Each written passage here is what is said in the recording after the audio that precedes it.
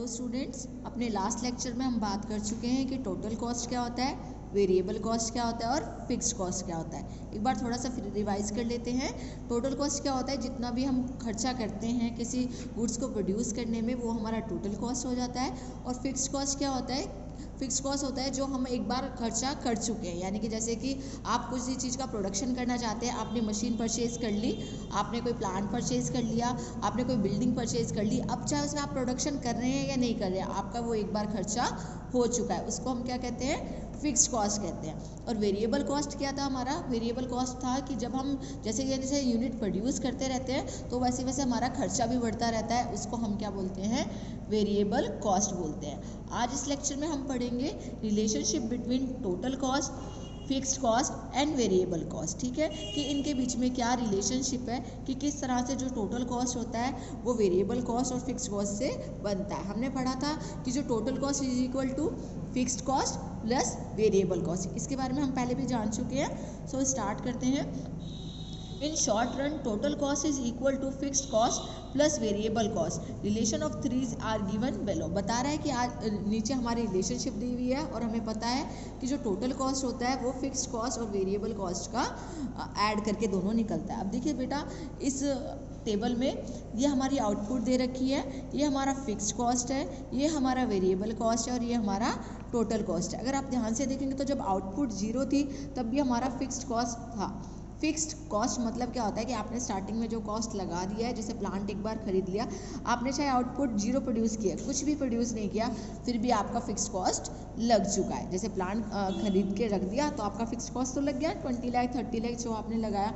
Variable cost 0 होता है क्योंकि ये वेरीज होता है किसके साथ, आउटपुट के साथ। अगर आउटपुट बढ़ती है तो हमारा वेरिएबल कॉस्ट भी बढ़ता है। ठीक है, और टोटल कॉस्ट क्या होता है, फिक्स प्लस वेरिएबल, इन दोनों को ऐड कर देते हैं तो हमारा टोटल कॉस्ट निकल आता है। तो इस टेबल में यही बताया हुआ है। अब नीचे हम इसको ग्राफ से थोड़ा सा समझ लेते हैं। देखिए बेटा, एक चीज़ जो बहुत इंपॉर्टेंट नोट करने वाली है वो ये है कि जो टोटल कॉस्ट होता है वो कभी भी 0 से स्टार्ट नहीं होता। क्या कह रही हूँ मैं, जो टोटल कॉस्ट होता है वो कभी भी 0 से स्टार्ट नहीं होता। क्यों, क्योंकि टोटल कॉस्ट जो होता है वो फिक्स्ड कॉस्ट और वेरिएबल कॉस्ट से मिलकर बनता है। हमने पढ़ा था जो फिक्स्ड कॉस्ट होता है वो क्या होता है, सेम होता है शॉर्ट रन में। ठीक है, यानी कि अगर एक साल के अंदर अगर आपने मशीन एक बार परचेज कर लिया तो ऐसा तो नहीं आप उसको रिप्लेस कर देंगे या बेच देंगे, नहीं, क्योंकि बार बार तो हम ये चीज़ें ट्रांजेक्शन करना पॉसिबल नहीं है, क्योंकि इसमें ह्यूज इन्वेस्टमेंट लगती है, पैसा ज़्यादा लगता है। तो क्या कहते हैं, जो शॉर्ट रन होता है उसमें जो फिक्स्ड कॉस्ट होती है वो हमारी क्या होती है, फिक्स है, तो उसमें चेंज नहीं होती, वो कांस्टेंट होती है। इसलिए अगर हमारा शुरू में 20 लगा था तो एंड तक वो कितना लगता है, एंड ऑफ द ईयर तक 20 ही लगता है। अब जो वेरिएबल कॉस्ट है वो 0 से स्टार्ट होता है। क्यों, क्योंकि जैसे जैसे प्रोडक्शन बढ़ता है वैसे वेरिएबल कॉस्ट बढ़ता है। अगर प्रोडक्शन 0 है तो वेरिएबल कॉस्ट भी 0 है। तो ये देखो यहाँ पे यूनिट ऑफ आउटपुट लिखा है ना, अगर यूनिट ऑफ आउटपुट 0 तो वेरिएबल कॉस्ट भी 0। ठीक है, अब फिर से वापस बात कर लेते हैं टोटल कॉस्ट की। तो देखिए बेटा, टोटल कॉस्ट जो होता है वो फिक्स्ड और वेरिएबल दोनों को ऐड करके किया जाता है। फिक्स्ड कॉस्ट में 20 ऑलरेडी लगा हुआ है, तो इसीलिए यही वजह होती है कि जो टोटल कॉस्ट होता है वो कभी भी 0 से स्टार्ट नहीं होता, वो हमेशा कहाँ से स्टार्ट होता है, जितना हमारा फिक्स्ड कॉस्ट लगा हुआ है। ठीक है, अब जैसे जैसे अब देखो जो डिफरेंस है ना, आपको दिख रहा होगा टोटल कॉस्ट और वेरिएबल कॉस्ट में, ये डिफरेंस जो है हमारा, ये हमारा फिक्स्ड कॉस्ट है। कौन सा डिफरेंस है हमारा, ये फिक्स्ड कॉस्ट। क्योंकि जो फिक्स्ड कॉस्ट का मतलब क्या होता है कि जो एक बार कॉस्ट लग चुका है अब वो चेंजेबल नहीं है, वो सेम रहेगा। अब देखिए थोड़ा सा बुक को अगर हम बुक में पढ़ेंगे तो उसमें भी यही चीज़ लिखी हुई है कि total cost can be known by aggregating fixed cost and variable cost, जिसके बारे में पहले मैं आपको बता चुकी हूँ।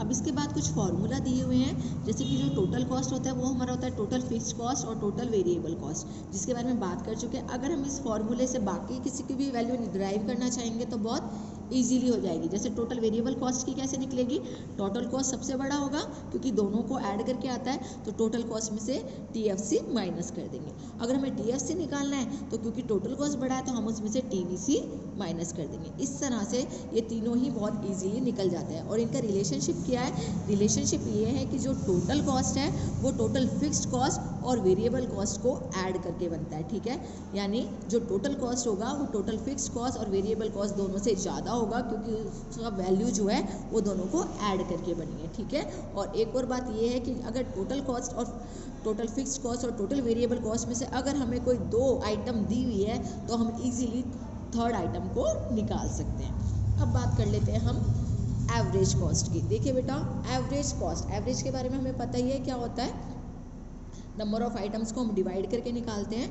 तो एवरेज कॉस्ट क्या होता है, जो टोटल कॉस्ट होता है, और टोटल कॉस्ट यानी कि जितना हमारा खर्चा हुआ और उस खर्चे से जितनी हमने आइटम बनाई, ठीक है, या हमने यूनिट प्रोड्यूस करी, अगर हम उनको डिवाइड कर देंगे तो हमें पता चल जाएगा कि पर यूनिट हमने कितना खर्चा किया है। आई रिपीट, जो टोटल कॉस्ट होता है, अगर हम उसमें से जितनी आइटम हमने प्रोड्यूस की है, अगर हम उसको क्या कर देंगे, डिवाइड कर देंगे, तो हमें पता चल जाएगा हमारा पर यूनिट कॉस्ट कितना रहा है। ठीक है, सो एवरेज कॉस्ट क्या होता है, per unit cost of a good is called average cost. हमें क्या पता चल जाता है कि एक यूनिट पे हमने कितना खर्चा किया है। टू फाइंड दिस, अब हम इसको फाइंड करने के लिए क्या करते हैं, average cost is equal to total cost upon में क्वांटिटी। ये कौन सी क्वांटिटी है, जो हमने प्रोड्यूस की है। एग्जाम्पल में भी इसमें बताया हुआ है कि अगर हमने 5 यूनिट्स 100 रुपीज़ में प्रोड्यूस की है तो 1 यूनिट कितने में की होगी, 100 डिवाइडेड बाई 5 इक्वल टू 20। ठीक है बेटा, अब इसको निकालने के ना दो तरीके हैं। एवरेज कॉस्ट हम जानते हैं कि जो एवरेज कॉस्ट होता है ना, वो जैसे टोटल कॉस्ट दो चीज़ों से मिलकर बना होता है ना, किस किस से, फिक्स्ड कॉस्ट और वेरिएबल कॉस्ट से। ऐसे ही जो एवरेज कॉस्ट होता है, ये भी दो आगे फर्दर डिवाइड होता है, किसमें, एवरेज फिक्स्ड कॉस्ट और एवरेज वेरिएबल कॉस्ट। यानी कि जो एवरेज कॉस्ट होता है वो भी एवरेज फिक्स्ड कॉस्ट और एवरेज वेरिएबल कॉस्ट को ऐड कर देते हैं तो हमारा एवरेज कॉस्ट बनता है। देखो, अगर याद करोगे तो अभी मैंने आपको बताया कि जो टोटल कॉस्ट होता है वो total fixed cost plus total variable cost होता है। ऐसे ही जो एवरेज कॉस्ट होता है वो भी एवरेज फिक्स्ड कॉस्ट होता है और उसमें क्या ऐड कर देते हैं हम, एवरेज वेरिएबल कॉस्ट। क्लियर, तो ये फॉर्मूला है, average cost is equal to AFC plus ABC। ठीक है, अब बात कर लेते हैं एवरेज फिक्स्ड कॉस्ट क्या होता है। देखो, फिक्स्ड कॉस्ट तो आपको क्लियर है, फिक्स्ड कॉस्ट क्या होता है, जो एक बार आपका खर्चा हो चुका। ठीक है, अब एवरेज फिक्स्ड कॉस्ट क्या होगा, अब ध्यान से सुनिएगा बेटा। देखिए, आपने एक बार जो टोटल फिक्स्ड कॉस्ट है वो आपने 20 लाख लगा दिया। ठीक है, एक बार आपने जो खर्चा कर दिया वो कितना कर दिया, 20 लाख का खर्चा कर दिया, मान के चल रहे हैं 20 का खर्चा कर दिया, 20 लाख का। ठीक है, अब इस 20 लाख में आपने जो प्रोड्यूस किए हैं वो हम मान के चल रहे हैं कि आपने जो प्रोड्यूस किए हैं वो आपने 200 यूनिट प्रोड्यूस किए हैं। ठीक है, 20 लाख में आप मान सकते हैं कि आपने 200 कोई टीवी बनाए हैं या फिर कोई ऐसी चीज़ बनाई है जो कॉस्टली है। आपने, हम मान रहे हैं यहाँ पे हमने 200 टीवी बना लिए हैं। ठीक है, LED बना लिए हैं, तो 20 लाख में कितने बनाए हैं हमने, 200 बनाए हैं। ठीक है, अगर अब ये टोटल फिक्स कॉस्ट है हमारा। ठीक है, अब टोटल फिक्स कॉस्ट में से हम क्या निकालते हैं, एवरेज फिक्स कॉस्ट निकालते हैं। क्या निकालते हैं, टोटल फिक्स कॉस्ट से एवरेज कॉस्ट। अब देखो, 20 लाख थे, हमने कितने यूनिट बनाए, 200। अगर बाई चांस हम इसको बढ़ा के 250 यूनिट कर दें, अगर हम देखो, अगर ये 20 लाख है, 20 लाख में पहले जब 20 लाख थे तो हमने 200 यूनिट्स बनाए थे, तो हमें पता चल गया था कि कितने एक यूनिट कितने का बना होगा हमारा, 10,000 का। ठीक है, अब उसके बाद तो जब हमने 20 लाख का खर्चा किया था टोटल फिक्स कॉस्ट से और 200 यूनिट बनाए थे, तब हमारा खर्चा कितना आ रहा था, 10,000 पर यूनिट, है ना। बट अगर अब मैं इसको और चेंज कर दूँ, मैं यहाँ पे बोलूँ कि 20 लाख तो सेम ही रहेगा, क्योंकि टोटल फिक्स कॉस्ट कभी भी चेंज नहीं होता, हमने पढ़ा है शॉर्ट रन में सेम रहता है। अब मेरे जो यूनिट है वो कितने हो गए हैं, 250 यूनिट्स हो गए हैं। तो अगर अब मैं निकालूंगी तो अब ये बिल्कुल मेरा चेंज आएगा। अगर मैं इसको काट दूँ तो ये आएगा 8,000 पर यूनिट। ठीक है, पहले जब कितना आ रहा था मेरा, 10,000 पर यूनिट। अब क्या हुआ है, मेरे यूनिट तो चेंज हो गए हैं पर मेरा फिक्स कॉस्ट तो सेम ही रहेगा, तो अब कितना हो गया, 8,000 यूनिट। तो कहने का मतलब ये जो एवरेज फिक्स कॉस्ट होता है ना, वो क्या होता है, जैसे जैसे हम प्रोडक्शन बढ़ाते रहते हैं वैसे वैसे एवरेज फिक्स कॉस्ट डिक्लाइन होता रहता है। क्यों, क्योंकि फिक्स कॉस्ट तो उतना ही है जितना आपने एक बार लगा दिया, 20 लाख लगा दिया तो 20 लाख ही है। बट अब जो टोटल फिक्स्ड कॉस्ट है वो तो आपका 20 लाख है, पर आप यूनिट बढ़ाते रहोगे तो पर यूनिट जो वैल्यू आती रहेगी वो कम आती रहेगी। जैसे अभी क्या हुआ, पहले जब 200 यूनिट बना रही थी तो 10,000 आ गए, अब 250 बना रही हूँ तो 8,000 आ गए, अगर मैं 300 बनाऊंगी तो और कम आ जाएंगे। इस तरह से क्या होगा, जो एवरेज फिक्स्ड कॉस्ट होगा वो डिक्रीज होता रहेगा। तो देखिए, average fixed cost is equal to total fixed cost divided by output, यानी कि जितना आपने एक बार खर्चा किया है किसमें, फिक्स कॉस्ट में, और अगर उसको हम डिवाइड कर दें जितना हमने आउटपुट तैयार किया है तो हमारा क्या निकल जाता है, एवरेज फिक्स्ड कॉस्ट। अब देखिए बेटा, जो बात मैंने बोली है ना वो ही आगे इसमें दी हुई है कि as total fix cost remain constant, वो कभी चेंज नहीं होता, क्योंकि एक बार आपने लगा दिया शॉर्ट रन में आप उसको चेंज नहीं करते रहोगे बार बार। So as total fix cost remain the same, so with increase in production average fixed cost goes on decreasing, क्योंकि आपके आउटपुट तो बढ़ रहे हैं पर आपका फिक्स कॉस्ट चेंज नहीं हो रहा है, क्योंकि वो एक बार लग चुका है। वही आगे आगे टेबल में समझाया हुआ है। तो देखिए, आउटपुट आपकी बढ़ रही है, फिक्स कॉस्ट आपका सेम रह रहा है, बट एवरेज कॉस्ट आपका धीरे धीरे धीरे धीरे क्या हो रहा है, डिक्रीज हो रहा है। क्यों? क्योंकि आउटपुट आपकी इंक्रीज हो रही है और फिक्स कॉस्ट में कोई भी चेंज नहीं हो रहा। यही आपके आगे ग्राफिकल मेथड से भी समझाया गया ग्राफ से कि यहाँ पे आपका कॉस्ट है एवरेज फिक्स कॉस्ट और ये आपका आउटपुट है। क्योंकि फिक्स कॉस्ट होने की वजह से आपका फिक्स कॉस्ट तो चेंज नहीं होगा, बट आउटपुट वरीज हो रहे हैं, वो बढ़ते जा रहे हैं। तो average cost with increase in output क्या होता है, डिक्रीज होता रहता है। अगर आप इसको टेबल्स में वैल्यू पुट करके जब आप ग्राफ बनाएंगे तो आपको और अच्छे से क्लियर हो जाएगा कि कैसे जो एवरेज फिक्स कॉस्ट है वो धीरे धीरे डिक्लाइन होता रहता है। अब बात कर लेते हैं एवरेज वेरिएबल कॉस्ट की। देखिए बेटा, एवरेज फिक्स कॉस्ट में मैंने आपको बताया था फिक्स कॉस्ट होता है total fix cost divided by quantity. जितनी क्वांटिटी बढ़ती जाएगी उसकी वैल्यू कम होती जाएगी, राइट। अब हम बात करते हैं एवरेज वेरिएबल कॉस्ट की। पहले बात कर रहे थे वेरिएबल कॉस्ट की। वेरिएबल कॉस्ट क्या था, इंक्रीज हो रहा था किसके साथ, विद इंक्रीज इन आउटपुट, है ना। जैसे आउटपुट इंक्रीज करेंगे वैसे वैसे आपके वेरिएबल कॉस्ट भी इंक्रीज होगा। ऐसी एवरेज वेरिएबल कॉस्ट भी होता है। देखिए, average variable cost means total variable cost divided by number of unit produce. हम एवरेज में यही करते हैं ना, जो हमारा टोटल होता है उसको हम क्वांटिटी से क्या कर देते हैं, डिवाइड कर देते हैं। So average variable cost is equal to TVC upon quantity.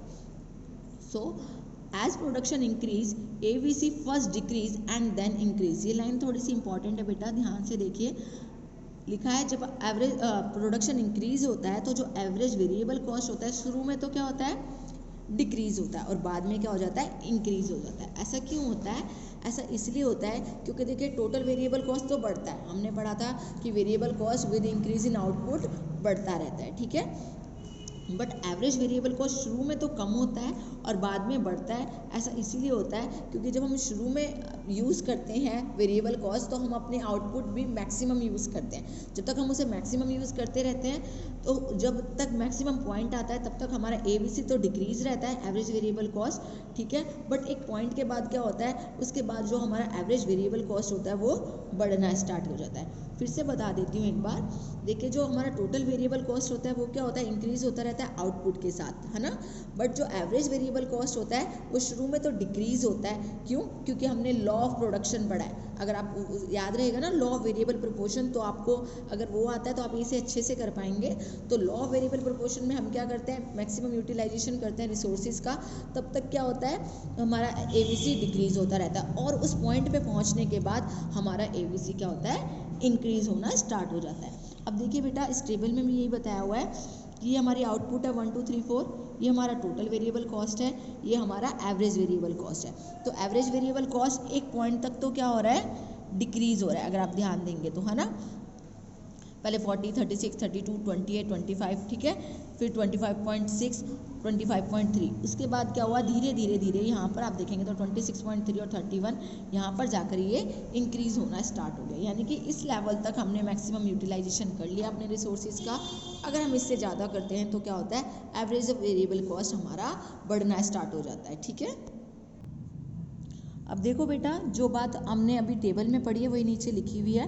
In the initial stage, यानी कि शुरू में लॉ ऑफ इंक्रीजिंग रिटर्न, जो मैंने लॉ ऑफ वेरिएबल प्रोपोर्शन पढ़ाया था ना आपको, उसी की बात हो रही है, जो फर्स्ट स्टेज होती है। In initial stage law of increasing return operates, इसकी वजह से हमारा कॉस्ट क्या होता है, डिक्रीज होता है। So cost goes on decreasing, but after some times law of increasing cost, जो हमने थर्ड स्टेज पढ़ी थी, कौन सी, जिसमें हमने पढ़ा था कि वैल्यू धीरे धीरे हमारे जो कॉस्ट होता है वो इंक्रीज होता है और जो हमारा प्रोडक्शन होता है वो कम होता है। थर्ड स्टेज की बात कर रहा है ये कि but after some time law of increasing cost और decreasing return operates, TVC goes up. तो एक बार क्या होता है कि आपका वैल्यू धीरे धीरे, पहले तो आपकी वैल्यू कम होती है और फिर धीरे धीरे धीरे आपकी वैल्यू जो एवरेज वेरिएबल कॉस्ट की वो इंक्रीज होना स्टार्ट हो जाती है। So it means that ABC is diminishing as output is increasing. पहले स्टार्टिंग में क्या होता है, स्टार्टिंग में जैसे जैसे आपके आउटपुट बढ़ते हैं आपका एवरेज वेरिएबल कॉस्ट कम होता है, बट आफ्टर सर्टेन पॉइंट आपका एवरेज वेरिएबल कॉस्ट बढ़ना लगता है। ठीक है, इसमें दिया हुआ भी है कि after some time average variable cost is increasing. अगर हम टेबल दोबारा देखेंगे तो 7th यूनिट पे देखो, अगर आप देखोगे 25.3 तक तो वैल्यू जो थी कम थी एवरेज वेरिएबल कॉस्ट की, बट 7th यूनिट पे बात करें थे तो 7th यूनिट पे क्या होगा, 6 यूनिट तक ऑप्टिमम यूटिलाइजेशन हो गया रिसोर्सेज का। 7th यूनिट पर अब इससे ज़्यादा हो नहीं सकता हमारे रिसोर्स का यूज़, तो हमारा एवरेज वेरिएबल कॉस्ट बढ़ने लग गया। यही कारण है कि जो एवरेज वेरिएबल कॉस्ट होता है वो यू शेप होता है। यू शेप का क्या मतलब होता है, अभी आप आगे बढ़ेंगे। यू शेप का मतलब होता है कि पहले स्टार्टिंग में आपका एवरेज वेरिएबल कॉस्ट कम होता है, फिर मिनिमम पॉइंट तक पहुंचता है और फिर बढ़ना स्टार्ट हो जाता है। तो it tell us that why the shape of ABC is like English alphabet U. देखो अब कैसे पता चल रहा है, अगर आप इस ग्राफ को ध्यान से देखेंगे तो एवरेज वेरिएबल कॉस्ट में शुरू में आपका क्या हुआ, टेबल के अकॉर्डिंग बनाएंगे तो आपकी वैल्यू डाउन हुई। ठीक है, आपका एवरेज वेरिएबल कॉस्ट डाउन हुआ, फिर ये एक मिनिमम पॉइंट पे पहुंच गया। किस पे पहुंच गया, एक मिनिमम पॉइंट पे पहुंच गया। वहाँ पर आपने मैक्सिमम यूटिलाइजेशन कर लिया रिसोर्सेज का, उससे ज़्यादा नहीं कर सकते। अब उसके बाद क्या होगा, आपका एवरेज वेरिएबल कॉस्ट बढ़ना स्टार्ट हो गया। तो बेटा देखो हम अभी तक पढ़ चुके हैं कि एवरेज कॉस्ट क्या होता है, एवरेज फिक्स्ड कॉस्ट क्या होता है और एवरेज वेरिएबल कॉस्ट क्या होता है। अब हमें क्या पढ़ना है, इनकी रिलेशनशिप के बारे में पढ़ना है। रिलेशनशिप मतलब ये कैसे एक दूसरे से रिलेटेड है।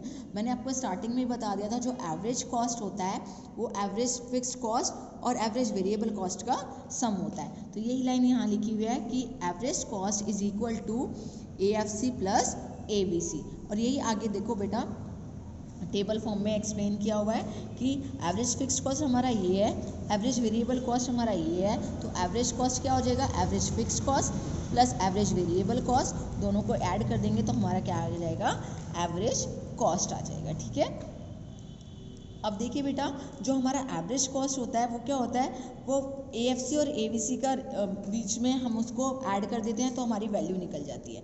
ठीक है, हमने पढ़ा था कि जो एवरेज फिक्स्ड कॉस्ट होता है वो डिक्लाइन होता है, पढ़ा था विद इंक्रीज इन आउटपुट, क्योंकि आउटपुट बढ़ती रहती है, फिक्स कॉस्ट चेंज नहीं होता। और एवरेज वेरिएबल कॉस्ट के बारे में पढ़ा था क्या, कि वो शुरू में तो डिक्लाइन होता है, फिर मिनिमम पॉइंट पे पहुंचता है और फिर बढ़ना स्टार्ट हो जाता है। ये बात हम पढ़ चुके हैं। अब यही बात हम आगे जाके इस ग्राफ में समझेंगे। तो देखिए बेटा ग्राफ में ये वाला जो हमारा ग्राफ है, अगर हम रिलेशनशिप देखेंगे तीनों की, तो जो हमारा ये कॉस्ट में मैं बात करूँ एवरेज फिक्स कॉस्ट की, तो ये हमने शुरू में ग्राफ बनाया था, ये हमारा क्या है, एवरेज फिक्स कॉस्ट है। ये क्या होता है, डिक्लाइन होता है विद इंक्रीज इन आउटपुट। और ऐसा क्यों होता है मैं आपको बता चुकी हूँ, क्योंकि कॉस्ट सेम रहता है और यूनिट बढ़ते रहते हैं, तो एवरेज वो फिक्स कॉस्ट वो हमारा कम आता है। फिर मैंने अभी आपको जस्ट बताया था एवरेज वेरिएबल कॉस्ट में कि शुरू में तो ये हमारा डिक्लाइन होता है, फिर मिनिमम पॉइंट पे पहुंचता है और फिर हमारा ये बढ़ना स्टार्ट हो जाता है। ठीक है, ये वाली बात अभी मैंने आपको बताई है। अब उसके बाद आता है एवरेज कॉस्ट पे, क्योंकि बेटा ये दोनों एवरेज फिक्स्ड कॉस्ट और एवरेज वेरिएबल कॉस्ट का सम होता है, इसलिए ये भी यही होता है average cost fix variable cost की तरह। शुरू में तो ये डिक्लाइन होता है क्योंकि हम फर्स्ट स्टेज पे होते हैं, जिस फर्स्ट स्टेज का नाम है इंक्रीज रिटर्न टू स्केल, जिसमें शुरू में अगर आप फैक्टर ऑफ प्रोडक्शन यूज़ करते हैं तो आपका प्रोडक्शन ज़्यादा होता है और कॉस्ट कम आता है। और उसके बाद क्या होता है, धीरे धीरे आपका जो एवरेज कॉस्ट है वो डिक्लाइन होके फिर क्या हो जाता है, बढ़ना स्टार्ट हो जाता है। बढ़ता क्यों है, क्योंकि एवरेज कॉस्ट में एवरेज वेरिएबल कॉस्ट भी इंक्लूड है और एवरेज फिक्स्ड कॉस्ट भी इंक्लूड है। तो बेटा ये थी क्या रिलेशनशिप किस किस के बीच में, एवरेज फिक्स्ड कॉस्ट के बीच में, एवरेज वेरिएबल कॉस्ट के बीच में और एवरेज कॉस्ट में, कि कैसे जो एवरेज कॉस्ट है वो एवरेज वेरिएबल कॉस्ट और एवरेज फिक्स्ड कॉस्ट का सम है।